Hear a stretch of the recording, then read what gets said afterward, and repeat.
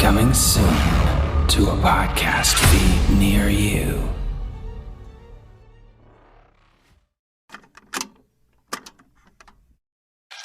I'm so confused. Where am I? All right, one at a time. And let's do this properly. My name is Mark Slutit. I am the son of a witch. My mother has left me her entire estate of haunted and cursed items to deal with. Oh, and I can see and become possessed by ghosts.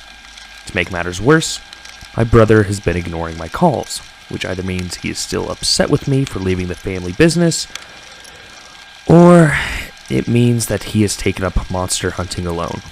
Either way, putting it all together should be a lot easier with this, and I hope to get to the bottom of this soon. Join Mark as he works to unravel his family mysteries in this horror anthology podcast. Ill Will can be found wherever you listen to podcasts.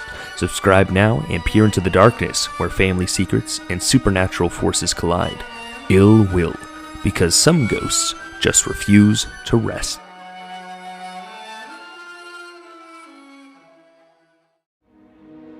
I suppose I should say something for the record. Told you! I fucking told you, Liam! There's something here! Look at this! Narrate the poor soul who has to listen to this. There is nothing there! God, you really can't stop, can you? There is no stupid, scary monster. I don't know why I'm being punished for this case. Who are you? What the fuck did you do? I just wanted to watch and see what would happen. I don't know if I'm gonna make it to your tower, Reese. I'm scared. I thought we had more time. Alex? Alex, do you copy? Please answer. I can't do this by myself. I can't do any of this by myself. Well, let's begin. Do you copy? A horror podcast. Listen to Season 1 anywhere you get your podcasts.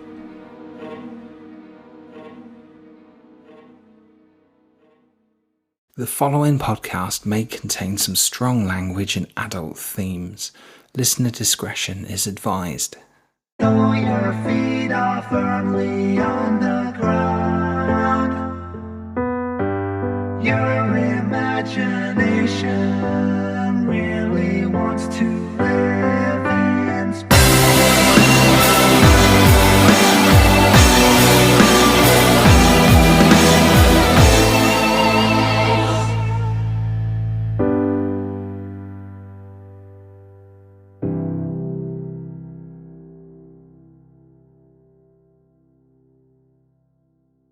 You're listening to Strange New Worlds and Spaced Out Tales, a sci-fi audio drama anthology podcast.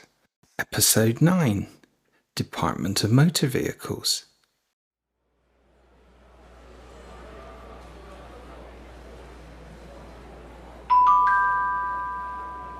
Number 5465, please step up to the window.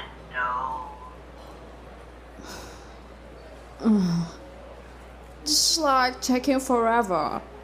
Young lady, please. Your generation doesn't know what it means to be patient. Are you talking to me, old fart? 'Cause I'd rather you didn't. Can you two please stop fighting?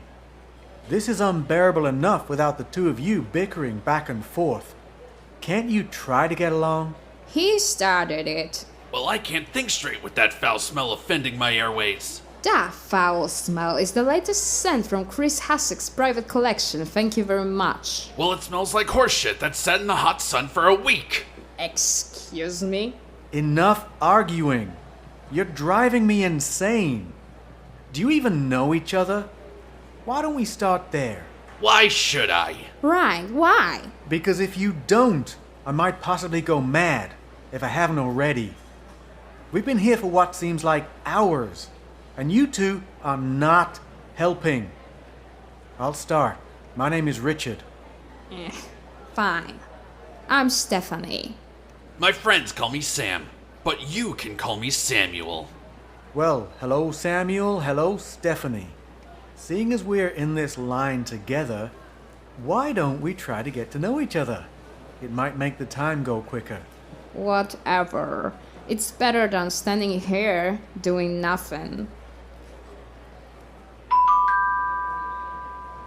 Number 5466. Step up to the window, please. Where do we even get our tickets from? I think that's what we are in line for, to get our tickets. Tickets? We're here for violations, I thought. No, we're here to get our tickets to see the judge.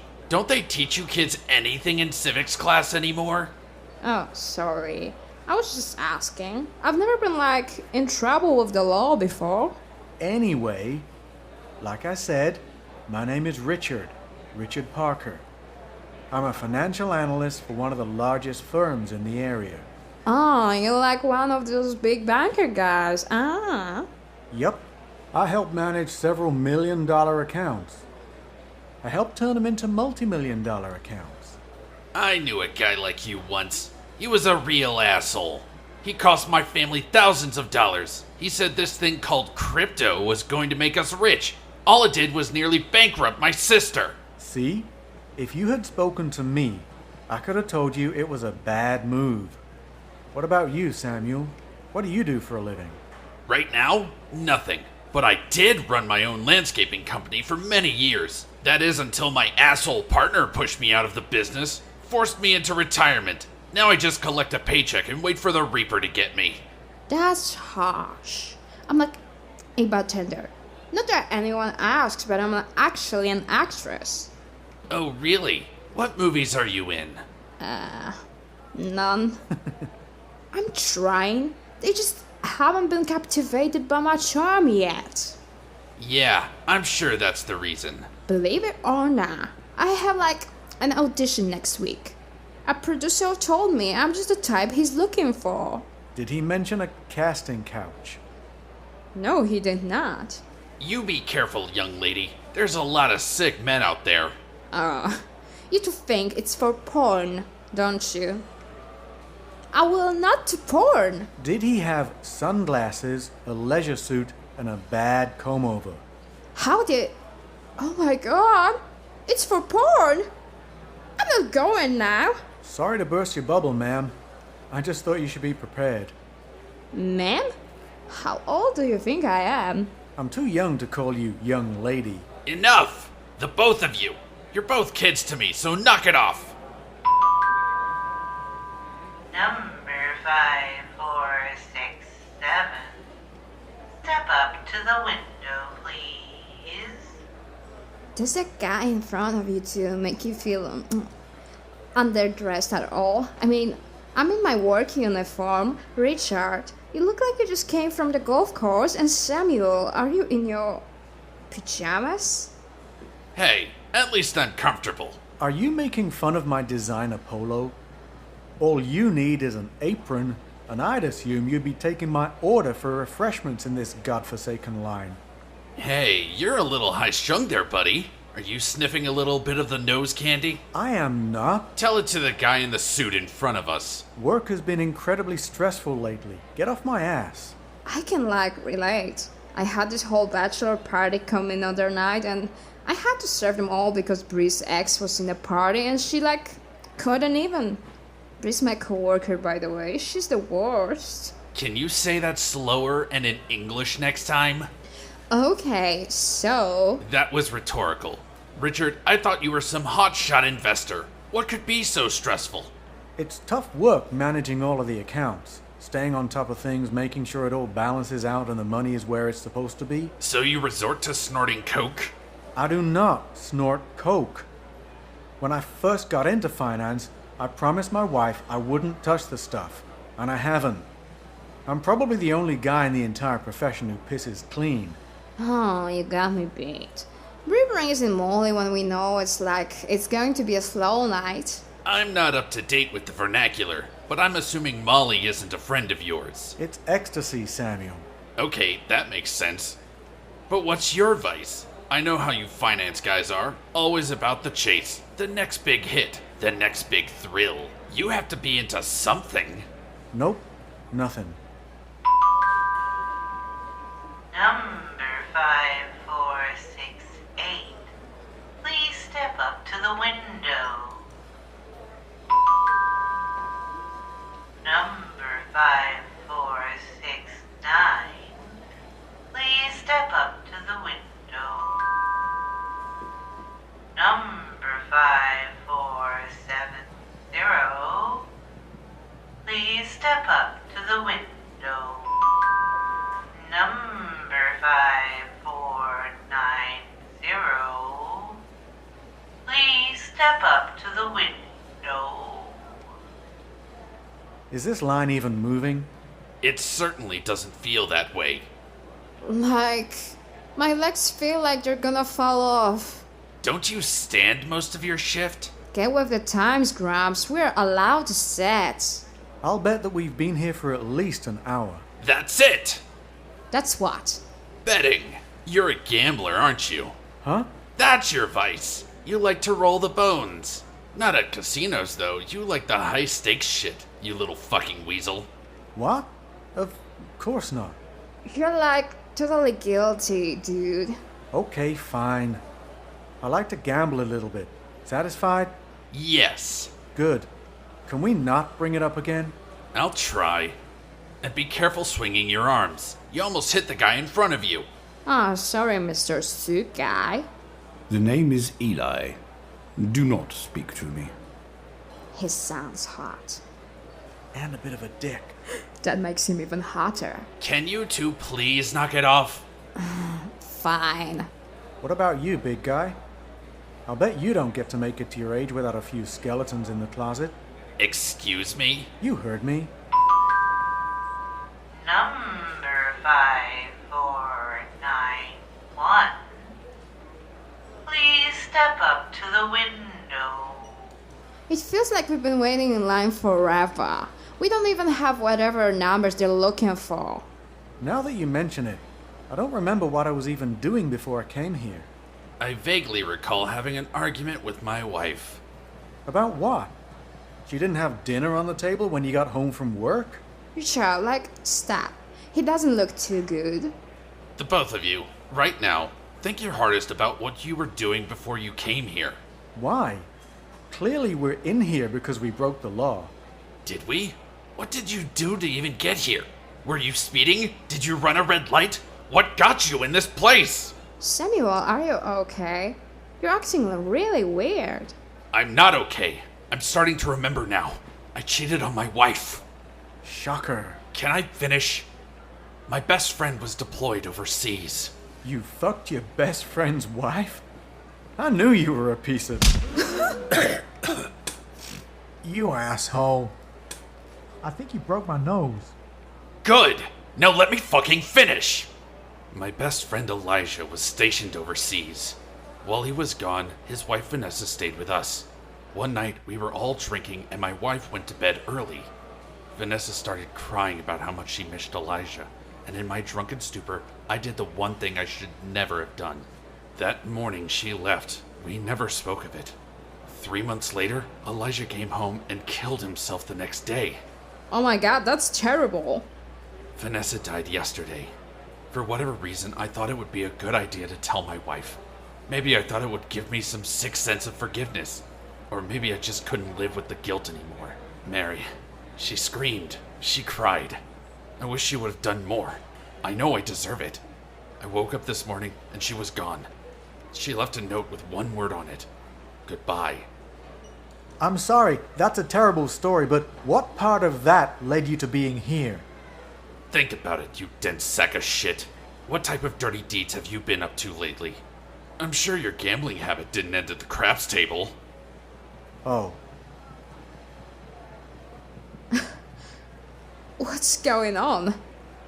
Care to share, Richie boy? You're right. I was a gambler. High stakes, horses, football, cards, you name it. Eventually the wins stopped and the losses started. Every penny I put down evaporated. Pretty soon I started betting money I didn't have. I had a wife, a family. I couldn't let them know that their low-life father gambled away the mortgage on the house. So I started taking money from my clients at work. I plan to put it back. You embezzled it. What's in a word? Anyway, I lost all that too. I had to borrow money from some very dangerous people to pay my clients. It didn't matter. My clients eventually found out, and then the dangerous people found out I couldn't pay them. So, like, what? Did they write you a parking ticket? You're not getting it, Barbie. You don't do anything at your work that might be less than reputable? I think she gets it. There was a bunch of guys that came in towards the game. They were really cute and tipped really well, so I stopped paying attention and started overpouring the drinks. Then they started buying me drinks. It was raining really bad and they offered to give me a ride home, so after I closed up, I rode with them. The last thing I remember is wondering who the designated driver was.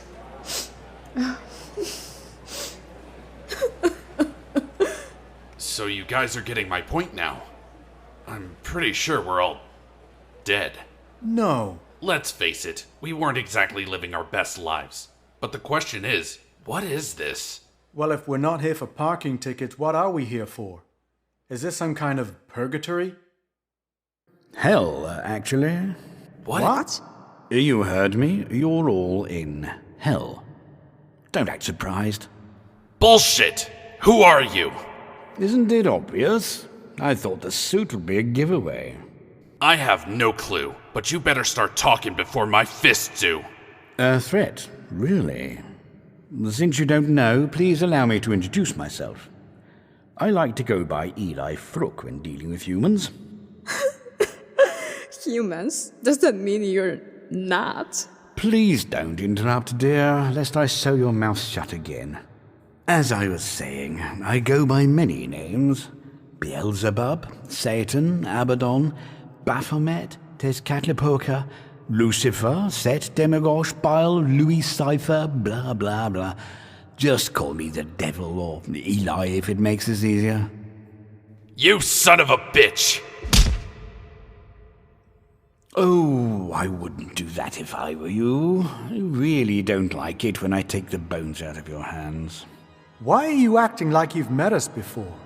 Oh, that's a question I haven't had yet. But yes, the answer is that I have, multiple times. That's because I wiped your memories. You wiped our memories? Is there an echo in here? Yes, I wiped your memories. It helps prolong the torture. Once we get to this point and you realize you're actually dead, it ruins the fun. So we wipe your memories and start all over again. I've actually lost count at this point. We've been here for that long? Most definitely. Richard, you've been with us for about 45 of your 30 years. Stephanie, 17, and Samuel, you've logged about 5. You're a bit of a newcomer. What about my wife? My kids? What about them? They did fine without you and your gambling habits. Your wife quickly remarried her Pilates instructor.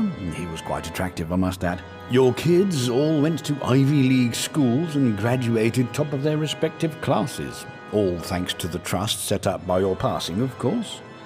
In fact, it seems your death was the best thing you could have done for them. No. Samuel, Stephanie, I'm sorry to say your deaths were really of no consequence. Well, I'm not really sorry, but I believe that's what you humans say to be, polite. How do I know you're telling the truth? This could be one of those internet pranks. Besides, this isn't hell. Where's the fire? Where's the brimstone? I thought we would be damned for all eternity. Not quite. I mean, I could certainly send you to the fire and brimstone department, but this is a bit less conventional. And also saves on the heating bill. You have a heating bill? Oh dear, how did you ever make it this far, Stephanie? As I was saying, this is a more contemporary version of hell. Administration has decided that tormenting everyone the same isn't really fair. Would you like to be whipped next to the guy that invented those rubber shoes you humans call Crocs? I don't think so. So we came up with this. A tiered system based on minor inconveniences with a potential path to redemption. You mean we're not stuck here for all eternity? Not quite. I mean, it will certainly feel like you're here for an eternity. According to my calculations, you've been in this session for 3 days. I really do admire your patience. Why us? Why me? We've been through this. You died in a car chase. Your boss took out a hit on you with the mafia goons you ripped off. That little shit wagon you drove didn't stand a chance. Stephanie, as you deduced, you died in a car accident. You never should have let them get behind the wheel. Samuel, you took the coward's way out and offed yourself in a garage instead of finally facing the consequences of your actions. Yeah, we gathered all that. What's your point? What's my point? Do I have to spell it out for you? You all died in cars. Each of you were selfish and careless. Clearly, you're all oblivious as well. We worked for months to craft the perfect scenario, and you have no appreciation. Appreciation? We're in hell. I told you there's an end game. Once you show adequate remorse and responsibility for your misdeeds, we will consider upgrading your sentencing. And how soon will that be? Who knows? Time is a construct you mortals made up. But not anywhere near soon for you, buddy boy. Bummer. So, if there's no further questions, let's get this over with. Get what over with? Don't worry about it. Hey, Franny, start the memory wipe on Sector XJ5535. You got it, boss. Hey, wait a minute! That's enough out of you. You humans are all the same. You think you can commit dubious actions without facing consequences. Even if you think you've gotten away with it, you've still done it. There's still cascading effects because of what you've done. The answer to whether or not a tree falling makes a sound is yes. Yes, it does. Just because a human didn't witness it, it doesn't mean it didn't happen. The tree falls and makes a sound that echoes through the forest. That sound knocks loose the acorns that will make other trees. The reverberations will interrupt the rut of the deer that will in turn lower the season's population of fawns, causing the predators to go hungry and search further for prey. And so it goes. The universe is a row of dominoes, constantly cascading. But I digress. I'll be seeing you soon.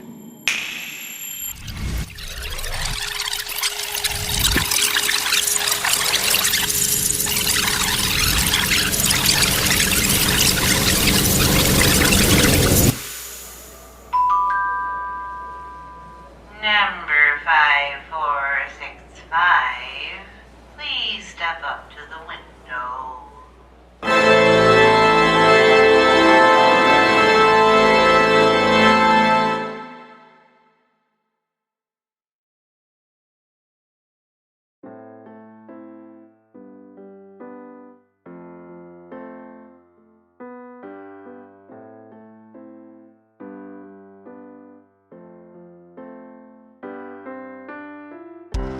You've been listening to Strange New Worlds and Spaced Out Tales. Episode 9, Department of Motor Vehicles, was written by Stephen Newhand and starred Anna Gasecka as Stephanie, Joe Kilcar as Samuel, Paul Lawley-Jones as Richard, Kat McQueen as Fran, and John Kennard as Eli.